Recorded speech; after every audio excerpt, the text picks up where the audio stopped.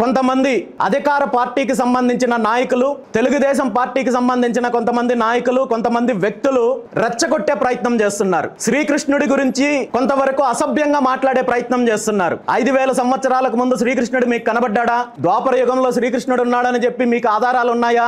NT Ramarao గారు శ్రీకృష్ణుడి వేషం వేసిన తర్వాతే శ్రీకృష్ణుడు ఎలా ఉంటాడో ప్రజలకు తెలిసిందంటూ రకరకాలుగా ఎన్టీ రామారావు గారి వల్ల శ్రీకృష్ణుడు ప్రతిష్ట పెరిగిందంటూ శ్రీకృష్ణుడు అవమానించే విధంగా మాట్లాడే కార్యక్రమం చేస్తున్నారు. అధికార మదంతో, అధికారంలో ఉన్నామనే మదంతో ఈ రోజు దేవుణ్ణి అవమానించాలని చూస్తే ఇది కరెక్ట్ కాదు. దయచేసి ఇలాంటి తప్పుడు ప్రచారాన్ని వెంటనే ఆపుకోవాలని చెప్పి ఈ సందర్భంగా హెచ్చరిస్తున్నాను. దాంతోపాటు నన్ను ప్రత్యేకంగా అనేక రకాలుగా మాట్లాడే కార్యక్రమం చేస్తున్నారు. నన్ను టార్గెట్ చేయాలని ప్రయత్నం చేస్తున్నారు.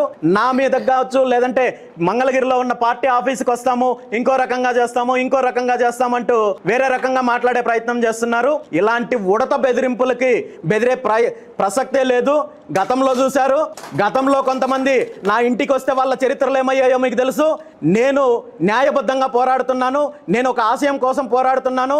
ఎక్కడ బీసీలకు అన్యాయం జరిగినా, ఎక్కడ హిందూ ధర్మానికి అన్యాయం జరిగినా నేను ఈ జరిగిన అన్యాయం పైన, అరాచకం పైన, దోపిడీ పైన పోరాటం చేస్తున్నాను తప్ప వ్యక్తిగతంగా నేను పోరాటం చేయడం లేదు. మీలాంటి ఉడత బెదిరింపులకి బెదిరే ప్రసక్తే లేదు.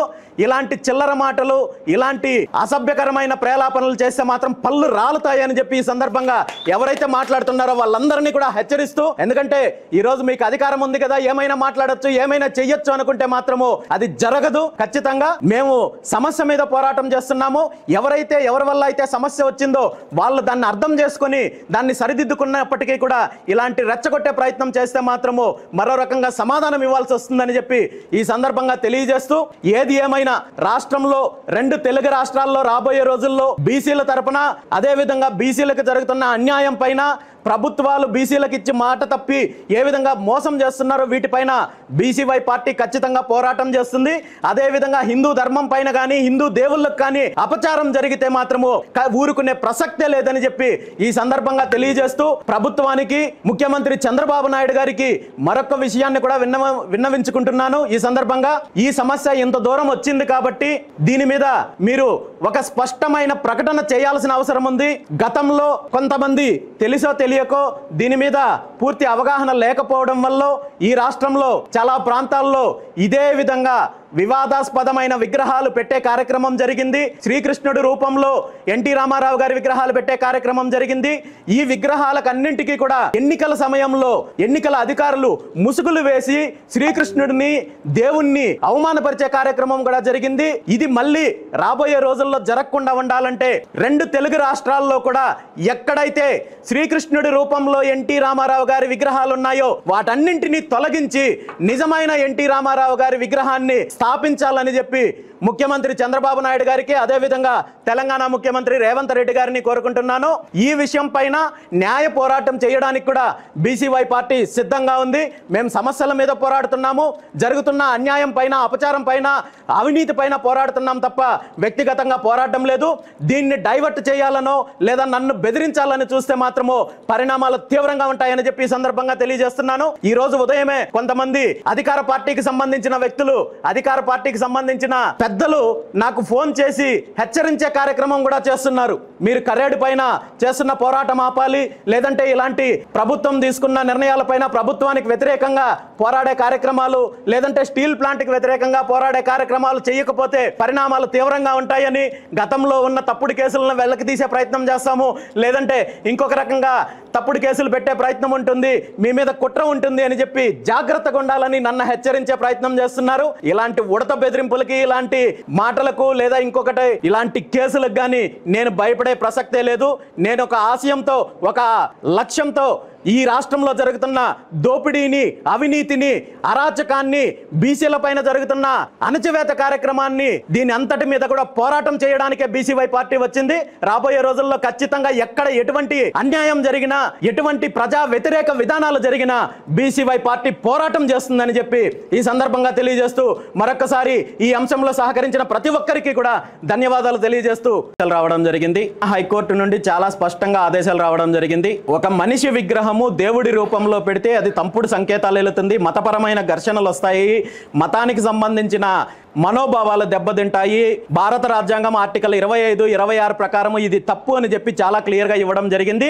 తెలంగాణ హైకోర్టు ఆదేశాలు ఇచ్చిందంటే అది ఆంధ్రప్రదేశ్కి వర్తిస్తుంది, కర్ణాటకకి వర్తిస్తుంది, తెలంగాణకు వర్తిస్తుంది, భారతదేశంలో ఎక్కడున్న వాళ్ళకైనా వర్తిస్తుంది. కానీ మేము కూడా ఏపీ హైకోర్టులో దీనిపైన న్యాయ పోరాటం చేయడానికి కూడా సిద్ధంగా ఉన్నాము. 2-3 రోజులు హైకోర్టుకి సెలవులు ఉన్నాయి కాబట్టి రాబోయే రోజుల్లో ఖచ్చితంగా దీని పరంగా న్యాయ పోరాటం చేయడానికి సిద్ధంగా ఉన్నాము. చెప్పే అవకాశం ఉందా అధిష్టానానికి? వాళ్ళ పేరు ఎవరైతే హెచ్చరించారో సందర్భం వస్తే ఖచ్చితంగా చెప్తాము. ఎవరు దీని మీద నన్ను హెచ్చరించినా లేదంటే నన్ను బెదిరించడానికి ప్రయత్నం చేసినా అది వృధా ప్రయాస తప్ప నేనైతే అడుగు వెనక్కి వేయను. ఖచ్చితంగా నా పోరాటం కొనసాగుతుంది. వీళ్ళు చేస్తున్న ప్రజా వ్యతిరేక విధానాల మీద ఖచ్చితంగా పోరాటం చేస్తాం. ముఖ్యమంత్రి చంద్రబాబు నాయుడు గారికి ఈ విషయం తెలియదని నేను అనుకోవడం లేదు. ఖచ్చితంగా తెలిసి ఉంటుంది. ఇప్పుడు జరిగిన తప్పుని సరిదిద్దినట్లే గతంలో ఏవైతే తప్పులు జరిగాయో వాటన్నిటి మీద కూడా చర్యలు తీసుకోవాల్సిన బాధ్యత ముఖ్యమంత్రి గారికి ఉంది. ఎందుకంటే ఒక నాయకుడికి విగ్రహానికి సంబంధించి అపచారం జరిగినప్పుడు ఇంకోటి జరిగినప్పుడు నేరుగా స్పందిస్తున్న ముఖ్యమంత్రి గారు ఈరోజు దేవదేవుడు శ్రీకృష్ణుడికి జరిగిన అపచారం పైన స్పందించకపోవడం చాలా బాధాకరమైన అంశము. ఖచ్చితంగా జరిగిన తప్పిదాలు ఏవైతే ఉన్నాయో వాటన్నింటినీ సరిదిద్దుకోవాల్సిన బాధ్యత ముఖ్యమంత్రి చంద్రబాబు నాయుడు గారికి ఉంది. అదేవిధంగా సనాతన ధర్మం పేరు చెప్పి అధికారంలోకి వచ్చిన పవన్ కళ్యాణ్ గారికి కూడా దీని మీద స్పష్టంగా బాధ్యత ఉంది. దాన్ని మరి వాళ్ళు తెలియజేయాల్సిన అవసరం అయితే ఉంది. కరేడు ఉద్యమానికి సంబంధించి కరేడు రైతులకు సంబంధించి మద్దతుగా బీసీవై పార్టీ మొదటి నుండి పోరాటం చేస్తోంది. దీని మీద మీరందరూ చూస్తున్నారు, కేసులు పెట్టారు. నేను 2 సార్లు కరేడు గ్రామానికి వెళ్ళి గ్రామస్తులతో మాట్లాడడానికి ప్రయత్నం చేస్తే పోలీసులు అడ్డుకునే ప్రయత్నం చేశారు. ఖచ్చితంగా కరేడు రైతులకు సంబంధించి న్యాయం జరిగేంత వరకు అక్కడ భూములు ఆ ప్రాజెక్టుని మరొక చోటకి తొలగించేంత వరకు కూడా బీసీవై పార్టీ పోరాటం చేస్తుంది. కేవలం శ్రీకృష్ణుడి విగ్రహాలకు మాత్రమే ఇలాంటి ఘటనలు చోటు తీసుకుంటేనే మిగతా విగ్రహాలకు ఎక్కడ కూడా ఇటువంటి ఘటనలు ఎక్కువ ఉత్పన్నం అవుతుంది. దీనికి ప్రధాన కారణం ఏంటంటారు? ఎవరిని టార్గెట్ చేస్తున్నారు? ఈరోజు ఈ వివాదాన్ని లేవనెత్తిన వాళ్ళు దీనికి సమాధానం చెప్పాలన్నా. ఎందుకంటే ఇదే ఎన్టీ రామారావు గారు చాలా వేషాలు వేశారు. దుర్యోధనుడు వేషం వేశారు, రావణాసురుడు వేషం వేశారు, బృహన్నల వేషం వేశారు, అన్ని రకాలుగా వేశారు. మరి వాటన్నిటితో కలిపి విగ్రహాలు పెట్టచ్చు కదా. కేవలం శ్రీకృష్ణుడి విగ్రహాలు మాత్రమే ఎందుకు పెడుతున్నారు? శ్రీకృష్ణుడిని మాత్రమే ఎందుకు అవమానపరుస్తున్నారు? శ్రీకృష్ణుడికి సంబంధించిన వాళ్ళకు మాత్రమే ఈరోజు మనోభావాలు దెబ్బతినే విధంగా ఎందుకు ప్రవర్తిస్తున్నారు అనేది ఎవరైతే ఈ వివాదాన్ని లేవనెత్తారో వాళ్ళు దీనికి సమాధానం చెప్పాలి.